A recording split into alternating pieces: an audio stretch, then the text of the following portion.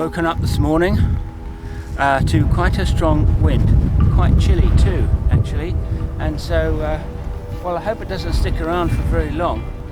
No sign of weather changing in terms of rain or anything like that.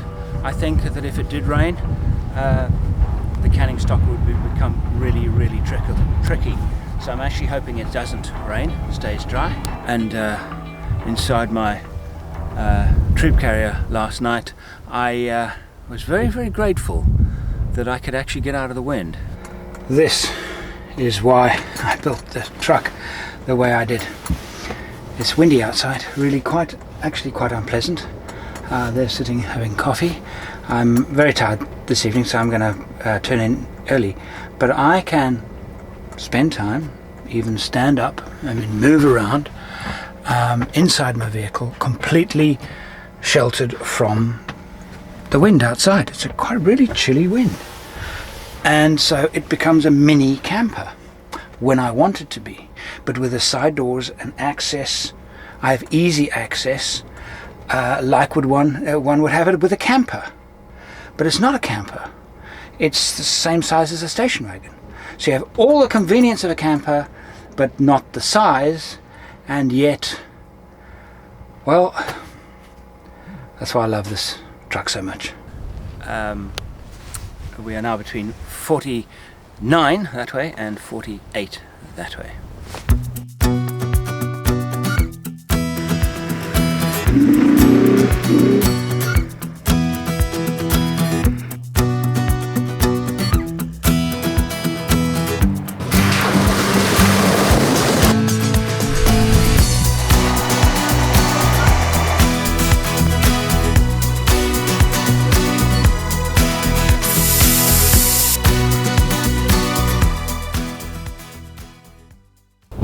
During the building of this Land Cruiser, a couple of YouTube comments came up accusing me of glamping.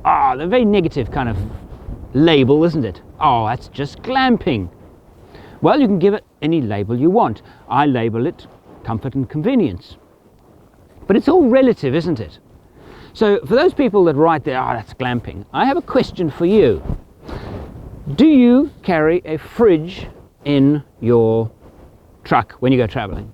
Have hot cold beers? Have fresh vegetables? Can you make a salad? If the answer to any of those questions is yes, then you're glamping. It would be very easy for me to accuse you of glamping, because when I did my first self-drive expeditions in the early 80s, I had no fridge. I barely had a functioning cool box. Our food was almost all of it out of tins. Tuna, meatballs, meat patties out of tins. No fresh vegetables, never a salad, and our beers were warm. So I could easily turn around to you from that perspective and say, you've got a fridge, that's glamping. I call it a search for the ultimate in camping convenience and comfort. Why not be comfortable? Really, why not? I think I've come quite far since my early days.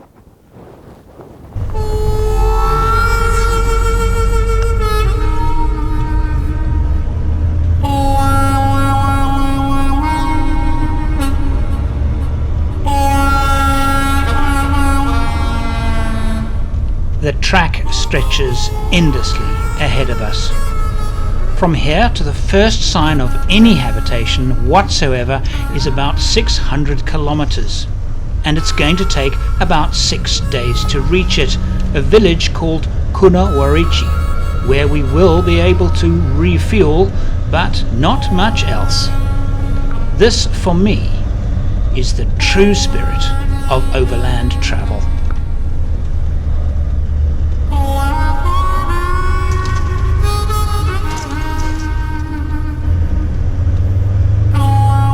Australian feral camels were imported in the 19th century, and Australia can now boast the world's largest camel herds.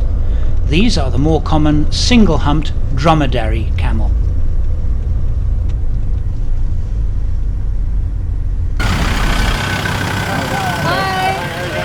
Okay, enjoying it? Yeah, very much so. We thoroughly enjoy it. Yeah. Yesterday we met about 7 vehicles. Today the oncoming traffic has started early. Hey. We're following you on YouTube. Oh, right. We knew you were out this way. That's why we said, okay. oh, it sounds familiar. Oh, okay. Yeah, loving it. Absolutely brilliant. We weren't sure if you were going to look, because the last vlog we saw was about a week and a half Yeah. to you left. Oh, okay. We weren't sure we were leaving. Oh, right. Yeah. I yeah. enjoyed the build. It's working so well. We'll be talking And there are about very few rattles, it. Yes. which is a big thing. 25 to 30 members.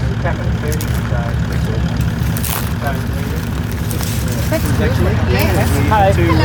Hi. We're to pull out at 12:38 and go and get some springs for the Ford Ranger. Well, that was nice, meeting a few fans that appreciate a good truck. Lookout point, and I'm going to stop here for a quick break this morning. Met some really friendly people on the route earlier on, and it was actually nice chatting. They had seen the videos on YouTube and were hoping to bump into us, so we all got lucky. That's why I like having this chair. Tradition. We need this rock. I'm not going to write anything on it, but I'll still put a rock on it. So I've let Paul write it instead. Well, 46. It's a little after 12. Good time for a place for a lunch stop, I think.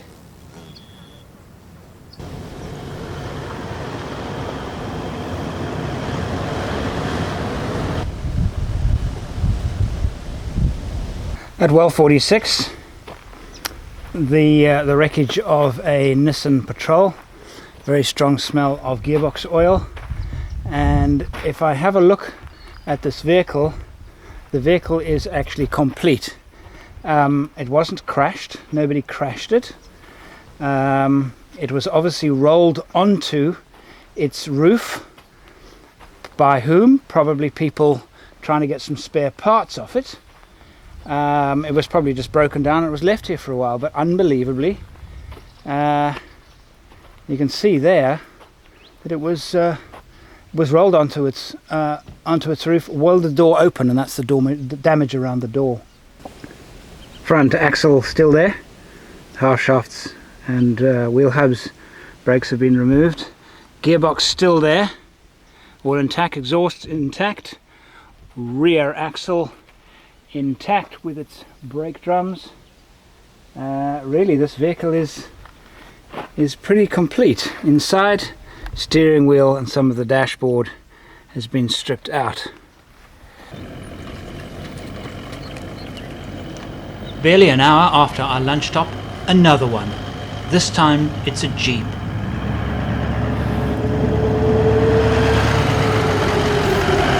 Sad sight. And how many have we seen now? Must be about fifth one we've seen. Burnt out, turned upside down, and one hell of a fire. So we've seen a Prado. The Patrol. Yeah, the Patrol today. What other one? Was there anything? Was this the third one? This is the third. This is the third we've seen, yeah, since we started. Yeah. Yeah. And you can imagine all the fuel on board. Scary.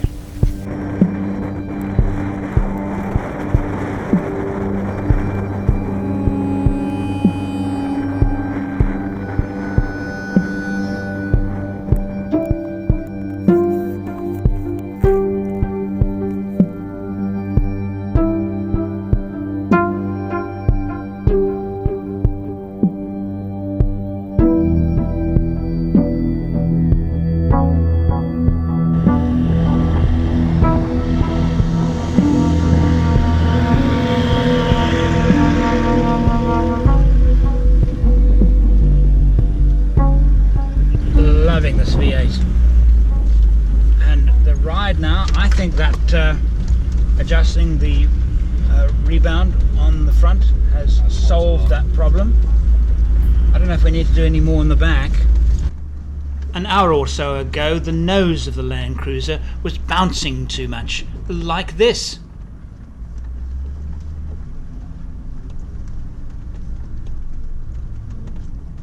It's a function of rebound, so we made an adjustment to the BP51 shock absorbers on the front.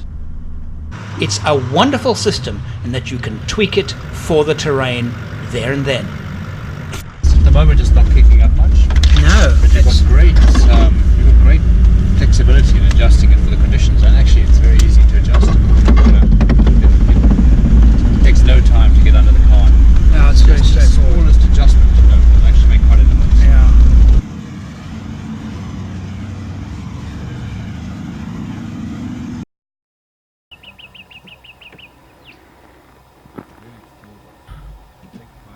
Four days on the road, time for a shower.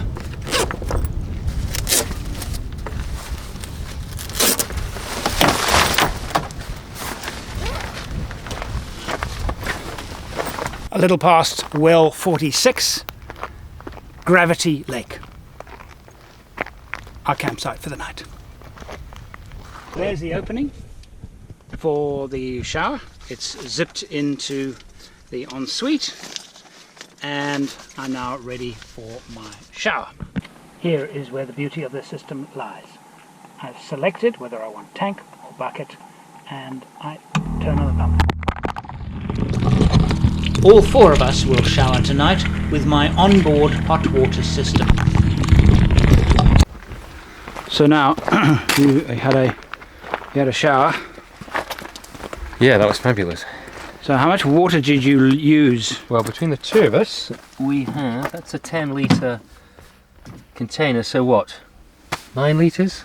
4.5 each, maybe? I think Laura probably took more than me because she was washing her hair, and I haven't got any. So I think that's probably, maybe what, 3 litres for me and 5 litres for her? Yeah, fantastic.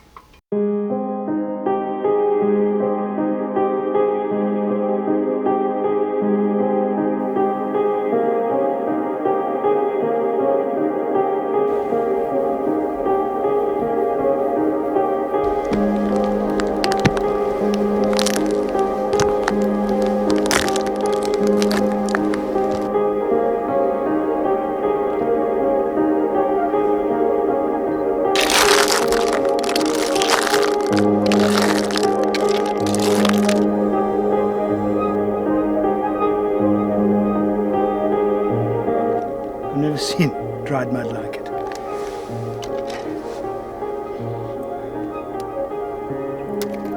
It's like dried paint.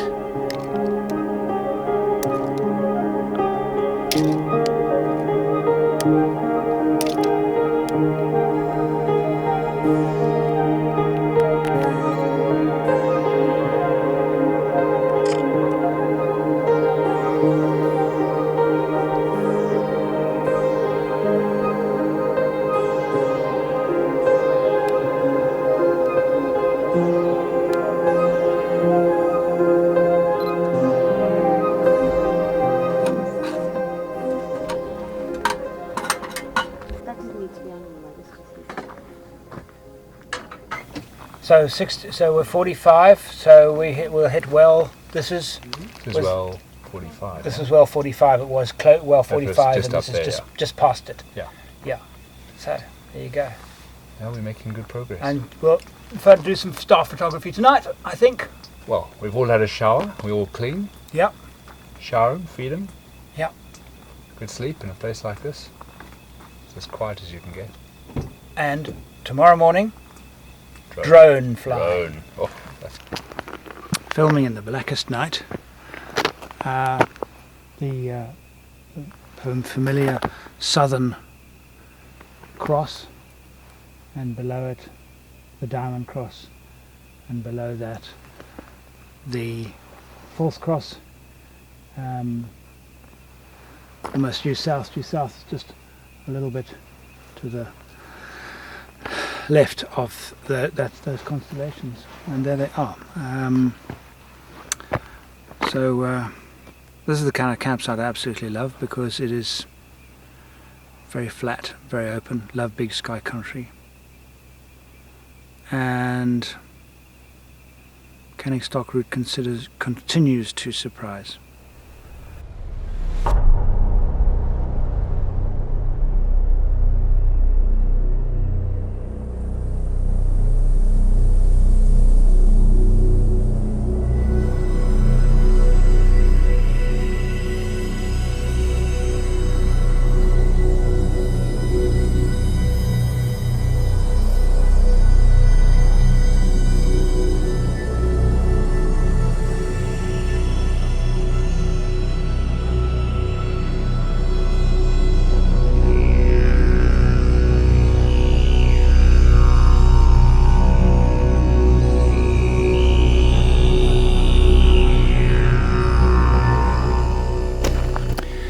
I'm flying the Mavic Pro, and a far leap it is from my first drone, which was actually a Typhoon H. If you've been watching my shows, you'll know that I took one to Africa, Namibia, last year after buying one in England, test flying it, getting reasonably familiar with it, and took it to Africa, and it wouldn't fly because some Typhoon H drones do not acquire satellites when in the southern hemisphere, and being an inexperienced pilot, I could not fly it safely without the use of a satellite. And so this is not a product review, apart from saying that as a newbie to drone flying, this is a absolutely remarkable little tool. It's fantastic. It does everything. It's simple, it's quick to set up, it flies well, and the picture quality is good, not great, but very good. Perfectly good enough for what I'm doing. And I don't fly the drone every morning. I don't see it as a primary tool for storytelling. I find it. I think it's. I think drones are actually used too much because they're cool, not because they're great at storytelling, but every now and again they can do something that nothing else can do, and is a huge wow factor. And so I see it as it's not a must-have on my shoots. I don't have to have a drone in my shoots. But I do admit that I'm enjoying it more and more and more. But I'm finding very select times to fly it, because I actually find that because it takes quite a bit of time to get a flight going and getting shots going, you can lose a lot of time actually getting other shots and other great content, which is easier to get, quicker to get, and often is more meaningful from on the ground with traditional cameras and things.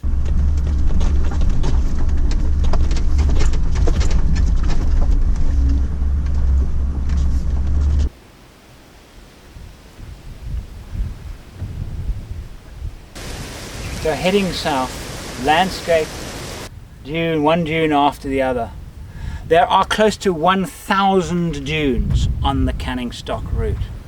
And as we're moving south, they appear to be getting higher, and batches of them really quite close together. What a magnificent landscape. I just love it.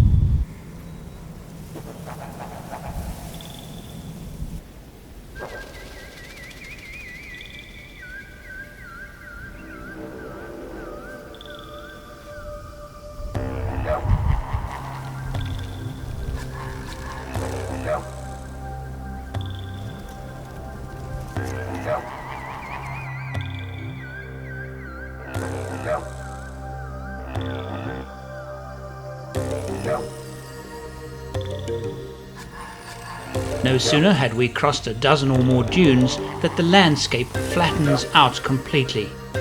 These are salt flats, where the camels seem to prefer living.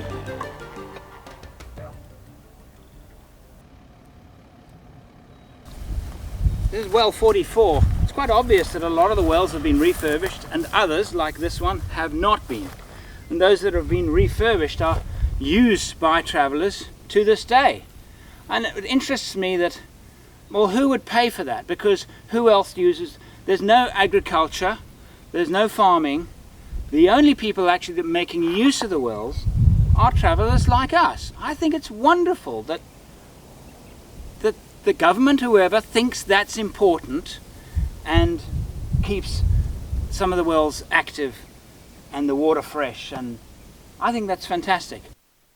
Because we consumed more than our usual supply of water last evening with our showers, we're going to try and top up our water supplies wherever we can. And because we don't know which wells are serviceable and which are not, we'll check every one. Our lunch stop is under a group of tall trees near the track.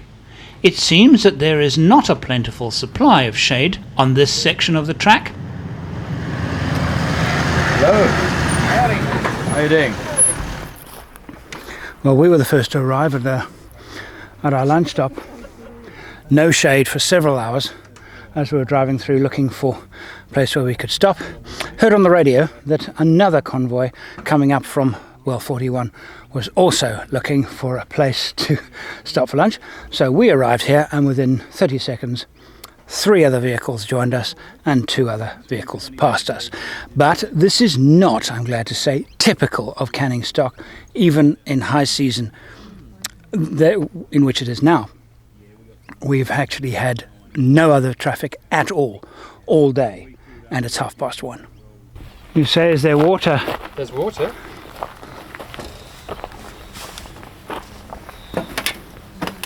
Watch that. Yeah, I'm not going to stand on that.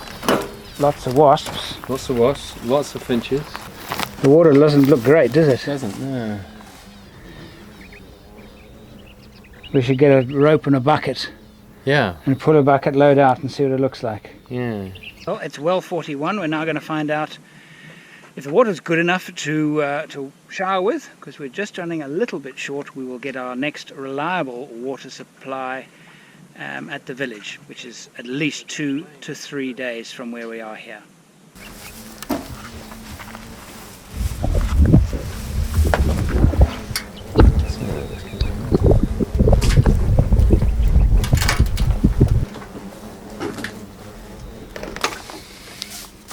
Yeah. Oh, that's clean. Let's have a look.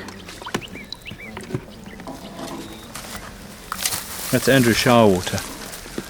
I tell you, it's easy. I just throw it over him. Andrew, you wanted a shower.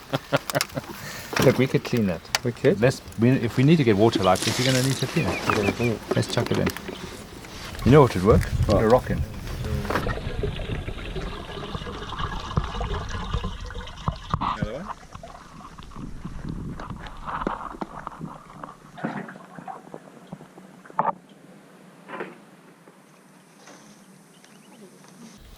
After topping up our shower water cans, we also give the finches something to drink.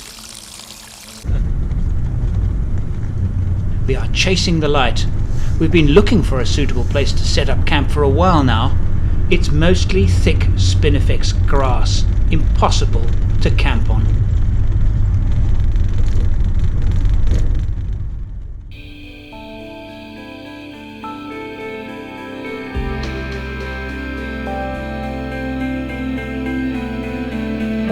If you would like to be part of what I do and help me make more videos, support me on Patreon. Click the Patreon button on the screen now.